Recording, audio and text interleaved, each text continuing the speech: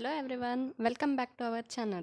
Today we are going to demonstrate on V and inverted V curves of synchronous motor.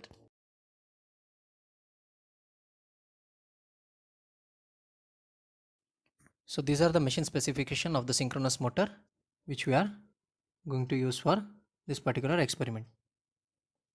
So the apparatus required are as follows.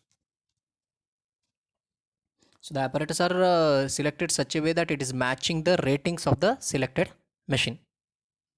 So let us have a look at the circuit diagram. So we are using 2 wattmeter method to measure the power, and we are measuring the armature and field currents along with the armature voltage. So here is the procedure.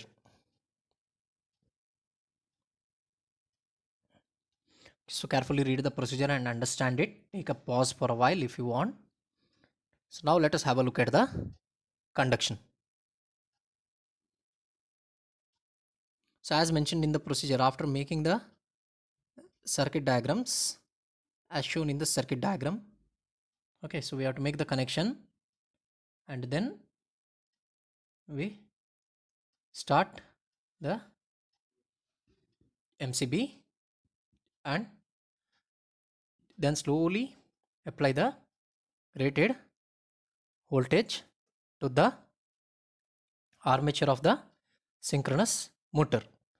So the procedure says that apply the field winding after the rated armature voltage is applied. So instead of that, what we are doing is in between the application of this stator voltage, that is varying from 0 to 415, twice or thrice we apply the field voltage and switch off. So this is like using a clutch and gearbox system in your vehicle. So this gives a smooth start and a better operation. Otherwise the synchronous motor operating as an induction motor during starting, because of the damper windings, it will draw a very large current from the supply, and later the synchronism may not be that effective. So we slowly apply the field current by keeping the field rheostat in the maximum position once or twice, if required more number of times, while applying the rated voltage. So after this we make sure that motor has come to the synchronism. So now we have applied the required voltage, then we apply the field winding using the DC switch. So once the motor is synchronized, by varying the field rheostat from maximum to minimum position, that is by varying the field current from minimum to maximum position, we observe the armature current of the synchronous machine.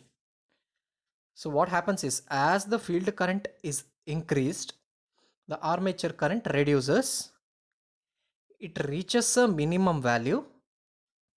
Further, when the field current is increased, the armature current will also start increasing.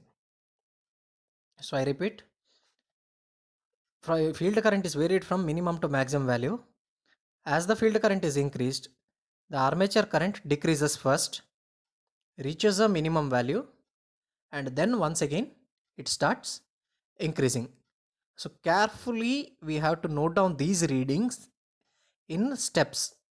So more number of readings you take, better will be the curve which we get. So this is how we take the readings in no load. Then we bring back the rheostat to the original position, and then we tighten the brake drum such that the power drawn from the supply is equal to 1/4 of its rated value.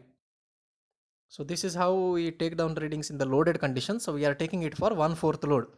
You can take it for any load of your choice, but it is done by keeping the field rheostat in the maximum position and tightening the brake drum. We are tightening the brake drum here because we don't have any provisions to connect this to a mechanical load. So we are connecting it to a fictitious load by varying the brake drum, and using the 2 wattmeter method we are measuring the power. So multiplication factors of the wattmeter is necessary. So 3.7 kilowatt is our machine power. So roughly we are loading it to 800 watts now, so that it is almost equal to 1/4 load, and we get a round figure for taking the readings. So this is done without stopping the motor. So motor has to be in the synchronous state. So soon after taking the no load values without switching off the machine, by bringing the field rheostat to the maximum position, we are tightening the brake drum such that 1/4 power is drawn from the supply. So we have to do this calculations quickly, and in between if the power fails, we have to repeat the procedure from the beginning.